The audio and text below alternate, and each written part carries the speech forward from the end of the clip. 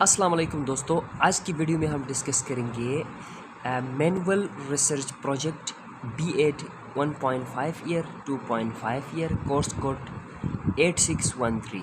यानी इसके बारे में हम पूरा डिस्कस करेंगे। इसमें कितने क्वेश्चंस हैं और ये किस तरह का एक रिसर्च है, वो सब चीज़ें हम आज डिस्कस करेंगे। एक चीज़ आपको क्लियरली मैं बताता चलाऊँ कि ये जो रिसर्च है, इसमें हमने रिसर्च के पूरे जो स्टेप्स है उनको फॉलो करना है। फॉर एग्ज़ाम्पल यहाँ पे तो क्वेश्चंस दिए गए हैं और हमने बाकायदे हेडिंग के साथ वो सारे चीज़ें, वो क्वेश्चंस, एक्चुअली ये जो क्वेश्चंस है वो रिसर्च के हेडिंग से रिलेटेड है सारे।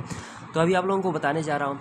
तो ये हमारा टाइटल पेज है, फर्स्ट पेज। इसमें हमने अपना नाम लिखना है, रोल नंबर लिखना है, फिर उसके बाद रजिस्ट्रेशन नंबर लिखना है, सेमेस्टर लिखना है, रीजन यानी हम किस रीजन के हैं, कहाँ से लिख रहे हैं, वो चीज़ हम लिखेंगे। फिर उसके बाद थीम आपका क्या है, क्या थीम सेलेक्ट किया है, जो आपके टीचर ने सेलेक्ट किया था वो थीम आप सेलेक्ट करेंगे। फिर उसके बाद सब थीम और आपका टॉपिक क्या था वो आप इस पे लिखेंगे। ठीक है, ये मैनुअल आपको सॉफ्टवेयर मिलता है, फिर आप लोग खुद प्रिंट कर सकते हैं या किसी स्टेशनरी से या ओपन यूनिवर्सिटी से आप ला सकते हैं। ठीक है, ये एक मैनुअल है, आप लोग कर सकते हैं। अभी और रोल नंबर लिखना है टॉप पे। Name of the school where the action research was conducted, यानी यहाँ पे आप लोगों ने स्कूल का नाम लिखना है जहाँ पे आपने एक्शन रिसर्च को कंडक्ट किया है। ठीक है, ये रिसर्च आपको पता है एजुकेशन से रिलेटेड है, तो किसी स्कूल में ही आपने कंडक्ट किया होगा, सेटिंग आपका स्कूल ही होगा।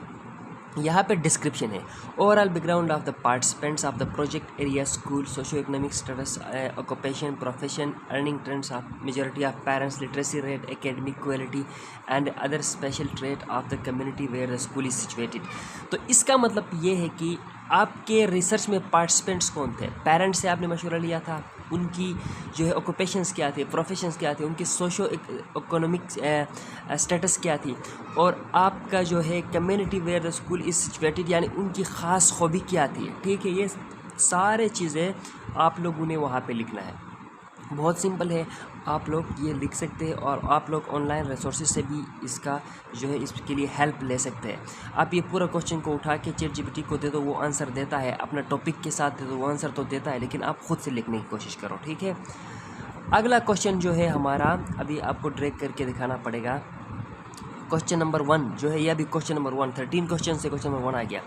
What did you select the specific sub theme and topic, relate it to your experience problem in your classroom situation. अच्छा, आपने थीम क्या सेलेक्ट किया है और सब थीम क्या सेलेक्ट किया है, related to your experience problem in classroom situation. यानी यहाँ पे आपने क्या है, प्रॉब्लम स्टेटमेंट, यानी आपका प्रॉब्लम स्टेटमेंट क्या है वो लिखना है कि आपने क्यों सेलेक्ट किया है, why did you select this specific sub theme and topic. आपने ये जो है क्यों सेलेक्ट किया है, रीज़न, आपने पर्पस, आपका रीज़न क्या है, क्यों ये सेलेक्ट किया है, आपके एक्सपीरियंस के साथ ये कैसा रिलेट होता है, वो चीज़ लिखना है। Give the background and rational of the study, यानी रीज़न, वजह आपने देना है कि बैकग्राउंड क्या था, वजह क्या था, आपको पढ़ाते हुए ये फील क्यों हुआ, वो सारी चीज़ें इसमें करना है। और ये भी आप ऑनलाइन रिसोर्सेज से ले सकते हैं, लेकिन खुद से लिखना एक अलग मज़ा है। ठीक है, नेक्स्ट क्वेश्चन है क्वेश्चन नंबर 2।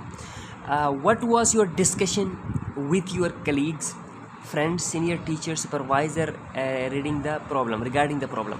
यानी आपको पता है कोई भी जो है टॉपिक, यानी प्रॉब्लम स्टेटमेंट सेलेक्ट कर रहे हैं। स्टेटमेंट का मतलब ये है कि आपका टॉपिक है। ठीक है, आपका टॉपिक जो आपने सेलेक्ट किया है रिसर्च के लिए, वो आपने चूज़ करते वक्त किन लोगों के साथ डिस्कस किया और किसने क्या मशवरा दिया और आपने कैसे सिलेक्ट किया, वो सारी चीज़ें इस क्वेश्चन में लिखना है। नेक्स्ट क्वेश्चन जो हमारा है question number 3, what did you find about the problem in the existing literature, books, articles, websites.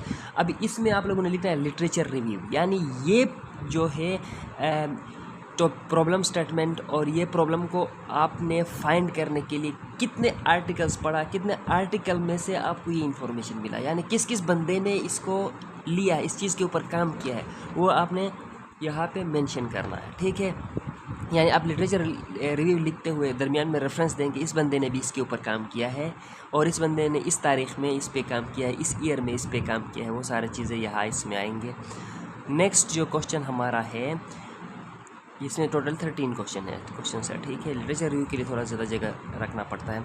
What were the major variables construct of your project, give definition description from the literature. यानी literature में से जो जो चीज़ें आपने reference के तौर पर लिया है उनको एक्सप्लेन करना है इस क्वेश्चन में, ठीक है। इसकी एक्सप्लेनेशन होगी उस चीज़ की। What are the key terms in your topic और study, what do you mean of these terms, यानी इस टर्म्स का क्या मतलब, what particular meaning you will attach to the term when you use in this project, आप इसको क्या meaning देंगे, ये चीज़ आपने डिस्कस करना है। What did you want to achieve in this research project, यानी आपका जो है इस प्रॉब्लम इस जो है ये जो आपका प्रॉब्लम स्टेटमेंट है, आपका टॉपिक है, इसको सेलेक्ट किया है, इसका पर्पस क्या है, पर्पस ऑफ द स्टडी। देखो रिसर्च में ये एक ऑप्शन है ना, जैसे लिटरेचर रिव्यू हो गया, पर्पस ऑफ द स्टडी हो गया, प्रॉब्लम स्टेटमेंट हो गया, ये सारी चीज़ें इसमें आ रहे हैं ना। ये क्या है आपका purpose of the study, study का पर्पस क्या है आपका, ठीक है। ये आप इसमें करेंगे, क्यों आपने सेलेक्ट किया ये टॉपिक, ये चीज़ आप यहाँ करेंगे। Who are the participants in your project, यानी आपके प्रोजेक्ट में पार्टिसिपेंट्स कौन थे, यानी पेरेंट्स थे, बच्चे थे, फिर उसके बाद जो सेटिंग स्कूल थी और उसके कम्युनिटी के लोग थे, ये सारे चीज़ें आप इसमें मेंशन करेंगे। नीचे देखिए give details of the individuals और groups who were focused in this project, the early grade students whose handwriting in Urdu was not good, or students of the class 8 who did not have communication skills likewise आपने करना है। ये example के तौर पर है, ठीक है, आपका कोई डिफरेंट भी हो सकता है। How did you try to solve the problem, यानी प्रॉब्लम को आपने सॉल्व करने का किस तरह आपने ट्राई किया। अभी आपके पास इंफॉर्मेशन सब कुछ आ गया है, तो आप डेटा एनालिसिस हो गया। ये आप डेटा को क्या कहते हैं, एनालिसिस कहते हैं इसको। रिसर्च में ये वो वाला ऑप्शन, इसको क्या कहेंगे हम, डेटा एनालिसिस। आपने डेटा को कलेक्ट किया है, आपने यहाँ पे एनालिसिस करना है, ठीक है। नेक्स्ट जो है हमारे पास What kind of instrument was used to collect data?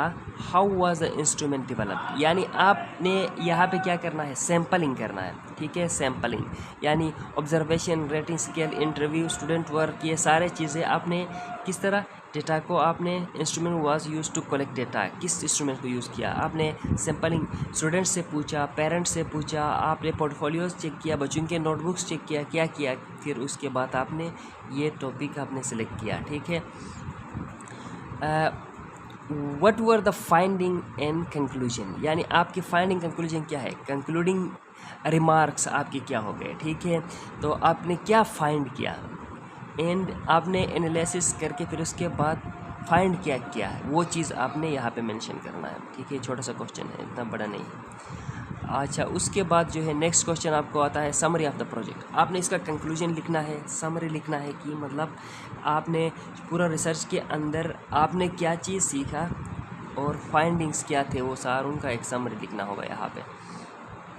How do you feel about this project, यानी इस प्रोजेक्ट के बारे में आप क्या फील करते हैं। व्हाट हैव यू लर्नड, आपने क्या सीखा। सेल्फ रिफ्लेक्शन, यानी आपने खुद क्या सीखा, क्या फील किया, वो एक जो है आपने यहाँ पे मेंशन करना है, ठीक है, आपने लिखना है। 2 पैराग्राफ होंगे। What has it added to your professional skills as a teacher, आप एक टीचर है तो आपके प्रोफेशनल स्किल्स के ऊपर इस रिसर्च ने क्या ऐड किया, वो चीज़ आपने इस पोर्शन में, इस क्वेश्चन में लिखना है कि आपने बहुत सारी चीज़ें सीखा ना, रिसर्च का तरीका क्या है वो सीखा, फिर बच्चों को मतलब कैसे पढ़ाना चाहिए वो सीखा, यानी बच्चों के अंदर ये कमी, इस कमी को कैसे दूर करें वो सीखा, वो सारी चीज़ें आपने यहाँ पे मेंशन करना है, ठीक है। नेक्स्ट क्वेश्चन है list the works you cited in your project followed the APA manual. तो इसमें ये होता है ना, APA मैनुअल में आपने जो है जितने भी क्वेश्चंस आपने, हम ये कहेंगे कि जितने भी आपने रेफरेंसेस लिया है, ये एक तरह से जो है APA, इसमें एक ये कहेंगे ये साइटेशंस भी एक तरह से रेफरेंसेस ही है। तो APA मैनुअल में जाके आपने लैपटॉप में ये ऑप्शन आता है APA मैनुअल, ठीक है। वहाँ जाके फिर आपने उस ऑप्शन के थ्रू आपने क्या करना है, जहाँ भी आपने जो चीज़ आपने जहाँ से लिया, जहाँ से पढ़ा, जिस ईयर में पढ़ा है वो साइट दिया, तो वो वहाँ पे ऑप्शन आता है, फिर उसके ऊपर ओके करो तो आपके राइटिंग के अंदर स्पेशली ये रेफरेंसेस ऐड हो जाते हैं, ठीक है। ये इस तरीके से आप करना होगा। फिर लास्ट क्वेश्चन था ये 14 में साइटेशंस, लास्ट क्वेश्चन रेफरेंसेस के साथ आप लोग यहाँ पे लिख सकते हैं। तो आई होप आप लोगों ने ये सारे चीज़ें समझा होगा। अगर इस वीडियो को आपने पसंद किया है तो फिर लाइक करें और शेयर करें, साथ साथ सब्सक्राइब करना ना भूलिए। अगर कोई क्वेश्चन इससे रिलेटेड और रहता है तो आप कमेंट्स में पूछ सकते हैं। तो थैंक यू सो मच। अल्लाह हाफिज़।